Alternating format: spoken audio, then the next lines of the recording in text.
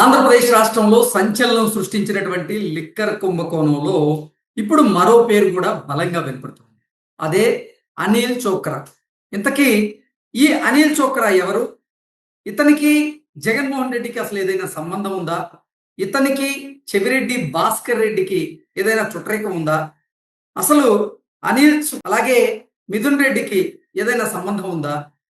ఇతన్ని ఆ కేసులో 49వ ముద్దాయిగా చేర్చబోతున్నారు. అతి త్వరలోనే అరెస్ట్ చేయబోతున్నారు అనేటువంటి వార్తలు వస్తున్నటువంటి నేపథ్యంలో అసలు ఎవరి అనిల్ అనేది మనం పూర్తి స్థాయిలో విశ్లేషణ చేస్తున్నాం. ప్రస్తుతం మనతో పాటున్నారు ప్రముఖ రాజకీయ విశ్లేషకులు, ప్రముఖ సీనియర్ జర్నలిస్ట్ డివిఎస్ గారు. వారితో మాట్లాడతాం. సార్ నమస్తే సార్. నమస్తే. ఆంధ్రప్రదేశ్లో సంచలనం సృష్టించినటువంటి మద్యం కుంభకోణంలో ఇప్పుడు మరో పేరు బలంగా వినపడుతుంది. అదే అనిల్ చోక్రా. ఇంతకీ ఎవరి అనిల్ చోక్రా? అతనికి ఈ మద్యం కుంభకోణానికి సంబంధం ఏంటి? అతనికి జగన్మోహన్ రెడ్డికి ఏదైనా సంబంధం ఉందా? లేదా అతనికి చెవిరెడ్డి భాస్కర్ రెడ్డికి ఏదైనా చుట్టరికం ఉందా? మిథున్ రెడ్డితో అతనికి సత్సంబంధాలు ఉన్నాయా? అసలు ఏం జరిగింది?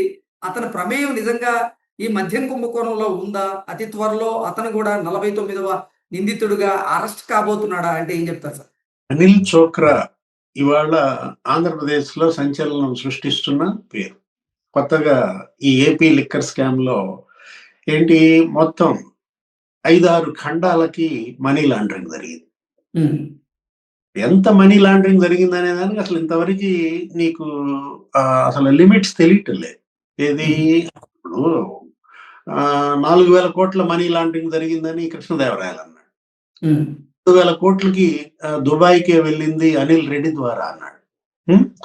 ఇప్పుడు 4,000 కోట్లు కాదు, దగ్గర 40,000 కోట్ల మనీ లాండరింగ్ జరిగింది. ఎందుకంటే ఈ స్కామ్ 99,000 కోట్ల మద్యం అమ్మారు. దాంట్లో ప్రభుత్వంకి వచ్చిన లాభం ఎంత అని చెప్పాడు సజ్జల రామకృష్ణారెడ్డి? 25,000 కోట్లు అన్నాడు. ప్రభుత్వ ఖజానాకు వచ్చింది 25,000 కోట్లు అన్నాడు.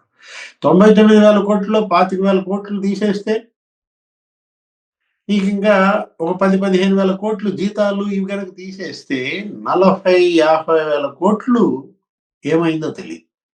ఓకే. ఏపీ లిక్కర్ స్కామ్ లో 40,000-50,000 కోట్లు చేతులు దాటాయి. అంటే ప్రభుత్వానికి రావాల్సిన సొమ్ముకి వీళ్ళు గండి కొట్టారు. దానికి మరి అనిల్ చోక్రా పాత్ర ఏంటి?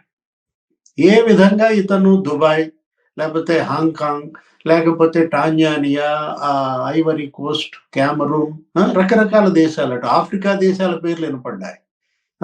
ఇటు యునైటెడ్ అరబ్ ఎమిరేట్స్ ఆ దేశాల పేర్లు వినపడ్డాయి.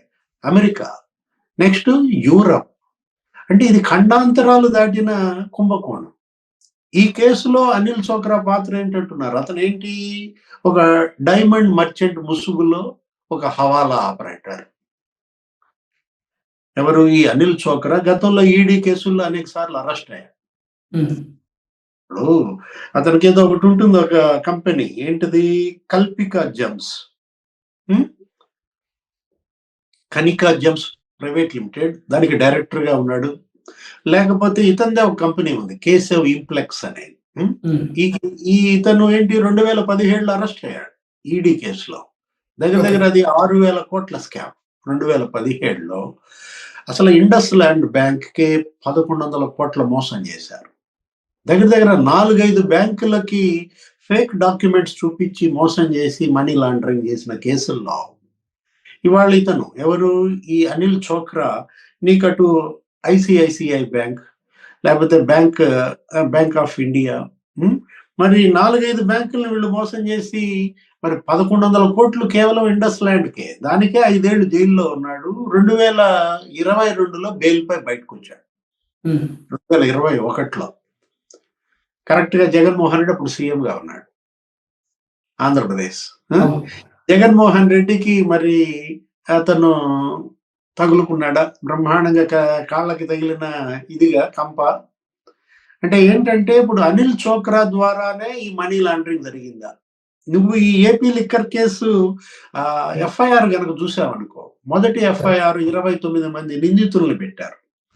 దాంట్లో ఒక 11-13 మంది పర్సన్స్ ఉంటారు, వ్యక్తులు. అదే ఈ రాజ్ కస్ రెడ్డి, బూనేటి చాణక్య, ఈ బ్యాచ్, ఈ కిరణ్ కుమార్ రెడ్డి, లేకపోతే మిథున్ రెడ్డి, వీళ్ళందరూ ఉన్నారు కదా.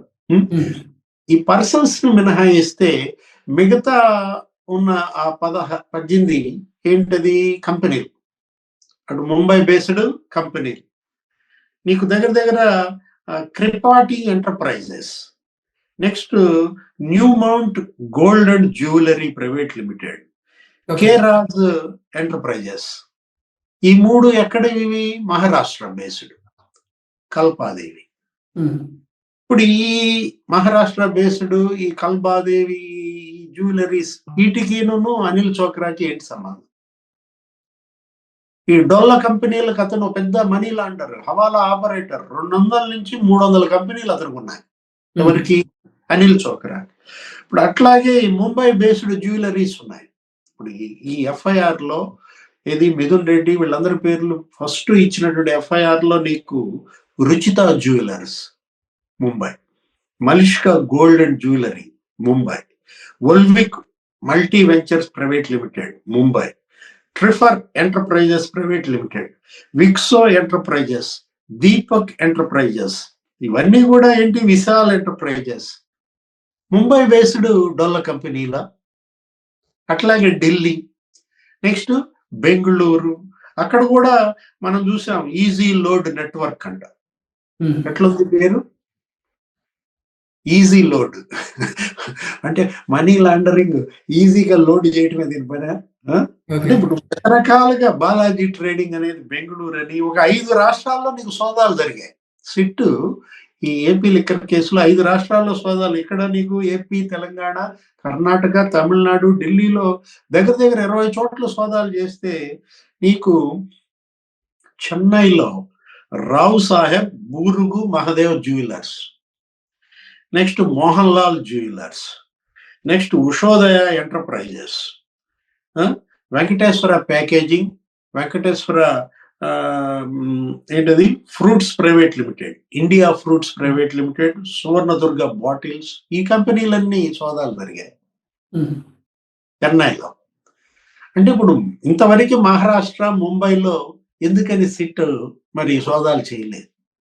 ఇప్పుడు ఇందాక మనం పేర్కొన్నటువంటి ఆ ఫస్ట్ ఎఫ్ఐఆర్ లో పెట్టినటువంటి ఆ కల్పాదేవి, ఆ మహారాష్ట్ర బేస్డ్ కంపెనీలు, డొల్ల కంపెనీలు. అంటే ఒక్కొక్కడు ఈ కేసులో నీకు 2 పేర్లు పెట్టుకున్నారు. ఇప్పుడు రాజ్ కసిరెడ్డి ఉన్నాడు కదా, కసిరెడ్డి రాజశేఖర్ రెడ్డి A1 కదా నిందితుడు. అతను రాజీవ్ రెడ్డి అనే పేరుతో నీకు దొరికాడు. పాస్పోర్ట్ 2 పాస్పోర్ట్లు. లేకపోతే బ్రూనేటి చాణక్య అలియాస్ సుమిత్ అంటారు. ప్రతి ఒక్కడికి 2 పేర్లు అన్నమాట. అంటే ఒక్కొక్క అధికారికి ఏమో 2 పోస్టులు ఇచ్చాడు. ఇప్పుడు వాసుదేవరెడ్డికి 2 పోస్టులు ఇచ్చాడు. ఏది? అటు బేవరేజెస్ కార్పొరేషన్ ఎండిగా అతనే ఉంటాడు, నెక్స్ట్ ఈ బేవరేజెస్ దీనికి డైరెక్టర్ గా అతనే ఉంటాడు. అంటే ఇప్పుడు ఒకటి సత్యప్రసాద్, మొన్న ఒక ఆర్టికల్ చూశాను, ఏది సాక్షిలోనే ఏదో బ్యాన్ రైటం ఏమని, సత్యప్రసాద్ కి మానసిక సమస్యలు ఉన్నాయంట. మానసిక సమస్యలు ఉన్న సత్యప్రసాద్ అప్రూవర్ గా మారితే ఈ కేసు నిలుస్తుందా అని చెప్పి అతను ఎవరి దగ్గర, ప్రభాకర్ రావు అనే దగ్గర ట్రీట్మెంట్ తీసుకున్నాడని ఆ ప్రిస్క్రిప్షన్, ఆ మందుల చీటీలు అన్ని పబ్లిష్ చేశారు. అలాంటి మానసిక సమస్యలు ఉన్న సత్యప్రసాద్ ని మరి నువ్వు ఎలా పెట్టుకున్నావు స్పెషల్ ఆఫీసర్ గా? ఎక్సైజ్ డిపార్ట్మెంట్ స్పెషల్ ఆఫీసర్ గా అతను చేయటం ఏంటి? ఓఎస్డిగా ఇంకో పోస్ట్ ఇవ్వడం ఏంటి? అతనికే కన్ఫర్డ్ ఐఏఎస్ ఇప్పిస్తా అని హామీ ఇచ్చాడంట మిథున్ రెడ్డి. కన్ఫర్డ్ ఐఏఎస్ అతను చేయటం ఏంటి? మానసిక సమస్యలు ఉన్నాయండి. అంటే ఇప్పుడు ఒకటి, ఎవరికి మానసిక సమస్యలు ఉన్నాయి? సత్యప్రసాద్ ఉన్నాయా లేదు అసలు వీళ్ళకే ఉన్నాయా? ఇది కదా అసలు మానసిక సమస్య. డబ్బు పిచ్చాతో వీళ్ళు చేసినటువంటి తప్పుడు పనులు, ఏది విదేశాలకు మనీ లాండరింగ్ చేయటం. 40-50 వేల కోట్లు మనీ లాండరింగ్ చేశాడంటే ఇప్పుడు ఈ అనిల్ చోక్రాని కనుక పట్టుకొస్తే నువ్వు అన్న సంబంధాలన్నీ బయటకు వస్తాయి. అసలు ఎవరు అనిల్ చోక్రాని అప్రోచ్ అయ్యారు? మిథున్ రెడ్డి లేకపోతే చెవిరెడ్డి? మీరు అన్నట్టుగా జగన్మోహన్ రెడ్డి అప్రోచ్ అయ్యాడు. ఎందుకంటే జగన్మోహన్ రెడ్డి మనీ లాండరింగ్ లో మంచి అభినవేశం ఉంది. గతంలో ఆయన పైన అనేక కేసులు ఉన్నాయి. సిబిఐ 12 కేసులు ఉంటాయి, ఈడీ 9 కేసులు ఉంటాయి. కాకపోతే జగన్మోహన్ రెడ్డి బేస్డ్ కంపెనీస్ ముంబై కాదు, జగన్మోహన్ రెడ్డి కేసులు ఏంటవి? Kolkata based company. ఓకే. అంటే క్విడ్ ప్రోకో 1.0లోనేమో కోల్కత్తాని వాడాడు, అక్కడ డొల్ల కంపెనీలను వాడాడు. ఇప్పుడు ఇది క్విడ్ ప్రోకో 2.0, ఈ ముడుపులు. ఇదేమో ముంబైని వాడాడు, ఇది డొల్ల కంపెనీలని. గేట్వే ఆఫ్ ఇండియా కాదు Mumbai, gateway of Jagan money laundering గా మారిందా? ఓకే. ఇవన్నీ బయటికి రావాలంటే ముందు సిట్ అధికారులు ముంబైలో ఈ కంపెనీలను తనిఖీ చేయాలి. అనిల్ చోక్రాని పట్టుకొస్తే మరి ఇంకా నెక్స్ట్ దర్యాప్తు ఏ విధంగా ఉంటుందో చూద్దాం. Okay sir, thank you so much. నమస్తే.